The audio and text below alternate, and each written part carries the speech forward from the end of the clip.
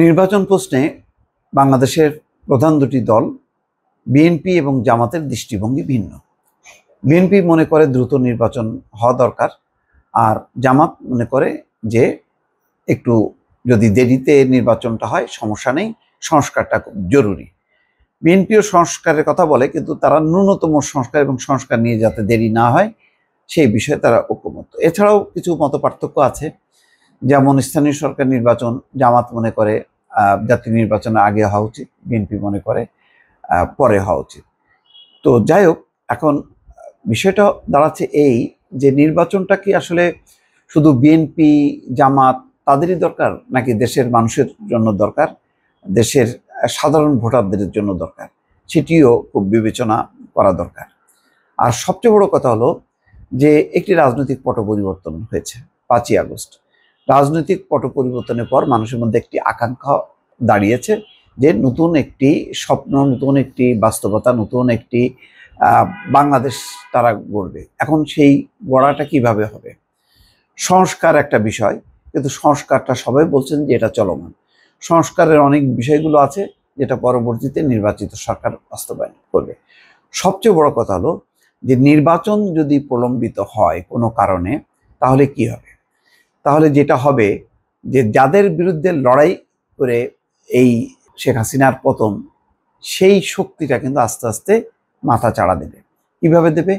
ইতিমধ্যে কিন্তু তার আলামত দেখা যাচ্ছে, বিভিন্ন রাজনৈতিক দলের ভেতরে কিন্তু তারা ঢুকে যাচ্ছে। আর স্থানীয় সরকার নির্বাচন হলে তো তারা পুরোপুরি সেই নির্বাচন প্রক্রিয়ার মধ্যে ঢুকে যাবে। আর জাতীয় নির্বাচন দেরি হলেও ইতিমধ্যে কিন্তু তারা বিভিন্ন দলের ভেতরে আশ্রয় নেবে এবং সেই জাতীয় নির্বাচনের মধ্য দিয়ে তারা আত্মপ্রকাশ করবে। কিভাবে? যেমন রাজনৈতিক দল নিষিদ্ধ করা যাবে কি যাবে না, এটা নিয়ে কিন্তু প্রশ্ন আছে। আন্তর্জাতিক চাপ সম্ভবত এরকম যে কোনো রাজনৈতিক দল নিষিদ্ধ করা যাবে না। তাহলে যদি নির্বাচন দেরি হইতে থাকে, তাহলে বিভিন্ন জায়গায় পতিত স্বৈরাচারের দোসররা তারা সংগঠিত হওয়া শুরু করবে। ইতিমধ্যে দেখা যাচ্ছে যে গোপালগঞ্জ, মাদারীপুর, শরীয়তপুর, গাজীপুর এই অঞ্চল দিয়ে কিন্তু আওয়ামী লীগ মাথা চাড়া দিচ্ছে এবং নির্বাচনকে কেন্দ্র করে আরো মাথা চাড়া দেবে, এবং নির্বাচন যত দেরি হবে তত কিন্তু তারা সংগঠিত হবে। এবং পরে শুধু বিএনপি না, বিএনপি, জামাত এবং নতুন ছাত্রদের রাজনৈতিক দল সবারই জন্য খুব টাফ হবে যে আওয়ামী লীগকে মোকাবেলা করা। বাস্তবতা হলো যে আন্তর্জাতিক যে চাপ, সেই চাপে আওয়ামী লীগের বহু মানুষকে নিষিদ্ধ করা যাবে, কিন্তু দলকে নিষিদ্ধ করা যাবে না এই কারণে যে এতে আন্তর্জাতিক বিতর্ক হবে। আর ডক্টর মোহাম্মদ ইউনূস যেহেতু আন্তর্জাতিক খ্যাতিসম্পন্ন একজন ব্যক্তি, তার পক্ষে কোনো রাজনৈতিক দল নিষিদ্ধ সিদ্ধান্ত নেওয়াটা এটি সম্ভবত কঠিন। যেই কারণে কিন্তু জামাত ইসলামকে আওয়ামী লীগ নিষিদ্ধ করতে লম্বা সময় নিয়েছে এবং শেষ মুহূর্তে যখন একেবারে ক্ষমতা যায় তখন তারা নিষিদ্ধ করেছে। তো সেটাও কিন্তু শেষ পর্যন্ত টেকসই হয়নি। আর অন্তর্বর্তী সরকারের পক্ষে, একটা রাজনৈতিক সরকারের পক্ষেই 15 বছর লেগেছে একটা রাজনৈতিক দলকে জামাত নিষিদ্ধ করতে। আর অন্তর্বর্তী সরকার তো কোনো রাজনৈতিক সরকার না, সেই সরকার কি আওয়ামী লীগের মতন দলকে নিষিদ্ধ করতে পারবে? পারবে না।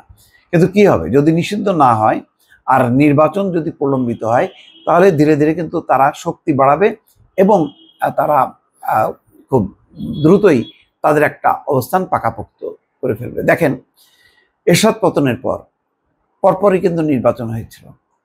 এই নির্বাচনটা যদি আরো দেরি হতো, তাহলে কি হতো? এরশাদের দল আরো ভালো অবস্থায় চলে যেত।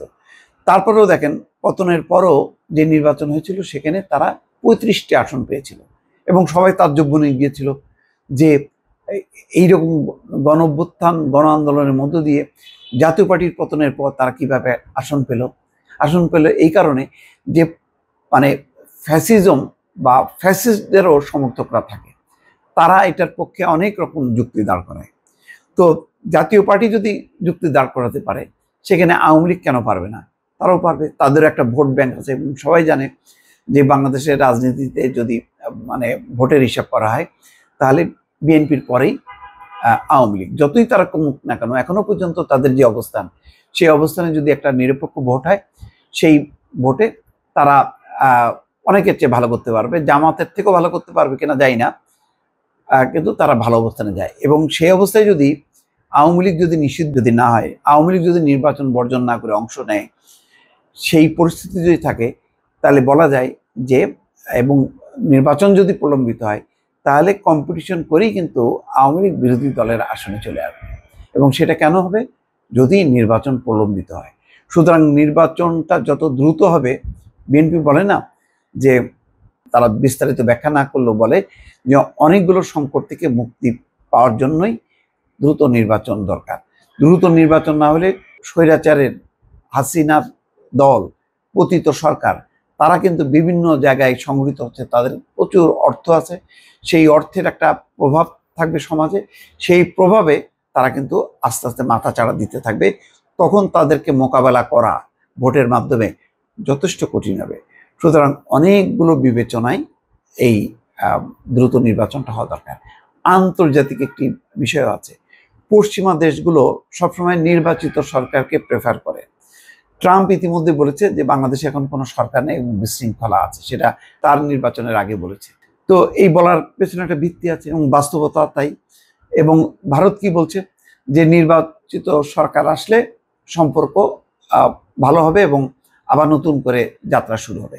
এখন কোনো সরকার নেই, এটাই হচ্ছে মূল কথা। ভারত এটা এস্টাবলিশ করতে চায় এবং পশ্চিমারাও দেখছে যে বাংলাদেশে একটা নির্বাচন নিয়ে একটা টানাপোড়েন চলছে।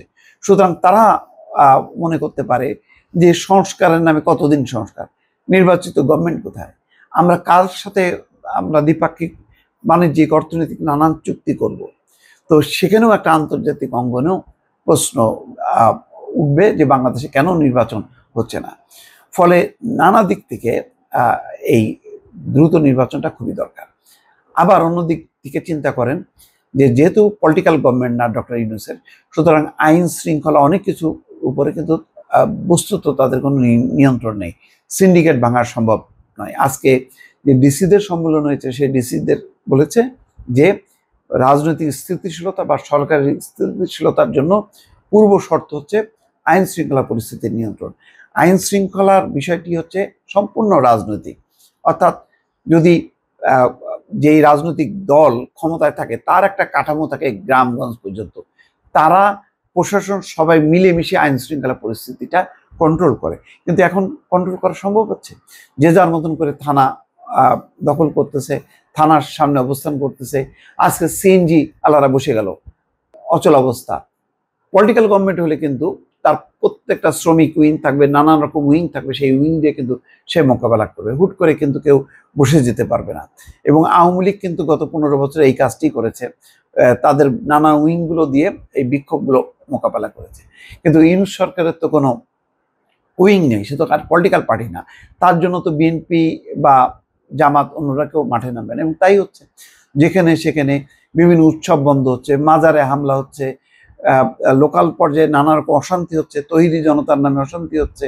হঠাৎ করে 32 নম্বর যে বুলডোজার চালানো হলো, সেটাও গভর্নমেন্ট একটু হতবিহ্বল, সেখানে কোনো পলিটিক্যাল পার্টি দৌড়ালো না, অথচ মুখে তারা কিন্তু আবার বলল যে এটা কাজটা ঠিক হয়নি।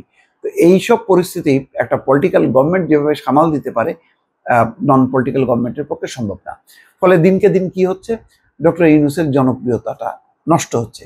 তো শুধু ডক্টর ইউনূস না, ডক্টর ইউনূসের সঙ্গে পুরো যারা আছেন তারা প্রত্যেকেই খ্যাতিমান ব্যক্তি এবং নিউট্রালি তারা কিন্তু সমাজে এতদিন মানে অবস্থান করছিল এবং তারা বিভিন্ন বিষয়ে তারা তাদের বুদ্ধদীপ্ত মতামত দেন, গবেষণাধর্মী কথা বলেন, বিশেষজ্ঞের মতামত দেন। এখন এই মানুষগুলো আছেন সরকারের থেকে ডক্টর ইউনূস সহ প্রত্যেকেই কিন্তু বিতর্কিত হচ্ছে, তাদেরকে আঙুল দিয়ে বলা হচ্ছে তারা বয়স্ক লোক, তারা প্রেশারের রুগী, ডায়াবেটিক্সের রুগী, তারা হচ্ছে কি বলে, তাদের স্যালাইন নিতে হয়, ওষুধ নিতে হয়, তারা বিছানা থেকে উঠতে পারে না। এই সমস্তগুলি হচ্ছে কেন? এগুলি তো আমরা মানে 6 মাস আগে শুনি নাই, অর্থাৎ তারা ক্ষমতা নেওয়ার আগে কখনো শুনি নাই। বরং গণমাধ্যম কর্মীরা বা অন্যান্য সেমিনার সিম্পোজিয়ামে তারা বরং কথা বলতে, তাদের নিরপেক্ষ কথা, বস্তুনিষ্ঠ কথা কিন্তু সবাই শুনতেন। কিন্তু এই মানুষগুলো সহ, ডক্টর ইউনূস সহ এই মানুষগুলো কিন্তু বিতর্কিত হচ্ছে। মানে অন্তর্বর্তী সরকারের মানে ক্ষমতা যত প্রলম্বিত হচ্ছে, মেয়াদ যত বাড়ছে, ততই কিন্তু তারা বিতর্কিত হয়ে যাচ্ছে। তো যখন নাকি নির্বাচন হয়ে যখন এরা মানে তাদের পেশায় চলে যাবেন, তখন কিন্তু তারা অনেকটাই কিন্তু নিজেরাই আত্মগ্লানিতে ভুগবেন এবং মানুষও কিন্তু তাদেরকে নানা রকম সমালোচনা করবেন। তো ফলে তাদেরও একটা ভাবমূর্তিটা নষ্ট হচ্ছে। ইউনূস সরকার আজকে হয়তো এখনো হানিমুন পিরিয়ডটা তার শেষ হয়েছে, সেও আন্তর্জাতিক অঙ্গনে প্রশ্নবিদ্ধ হবে যে নির্বাচনটা কবে। ইতিমধ্যে বিভিন্ন অ্যাম্বাসেডাররা কিন্তু এসে জানতে চাচ্ছেন যে নির্বাচন কবে। অস্ট্রেলিয়ার পার্লামেন্টে আলোচনা উঠছে যে এই বছরের মধ্যেই যাতে নির্বাচন হয়। মার্কিন ভারপ্রাপ্ত রাষ্ট্রদূত দেখা করেছেন প্রধান উপদেষ্টার সঙ্গে, বিএনপির সঙ্গে দেখা করে, তারাও জানতে চেয়েছে যে তোমাদের নির্বাচনটা কবে। তাহলে মানে একটা আন্তর্জাতিক পরিস্থিতি তো আছেই, দেশীয় পরিস্থিতিতে নির্বাচন বিলম্বিত হওয়া মানে আওয়ামী লীগ শক্তিশালী হওয়া, এবং আওয়ামী লীগ যদি শেষ পর্যন্ত আন্তর্জাতিক চাপে এবং পরিস্থিতি যদি তাই হয় যে আওয়ামী লীগ নির্বাচনে অংশ নেয়, তাহলে নির্বাচন প্রলম্বিত হলে ফ্যাসিজম বা ফ্যাসিস্টটা কিন্তু আরো শক্তিশালী হবে, তখন তাদেরকে মোকাবেলা করা কঠিন হবে। ফলে নানান দিক বিবেচনায় যত দ্রুত নির্বাচন অনুষ্ঠিত হবে ততই কিন্তু রক্ষা নানা দিক থেকে। দর্শক ভালো থাকবেন, আল্লাহ হাফেজ।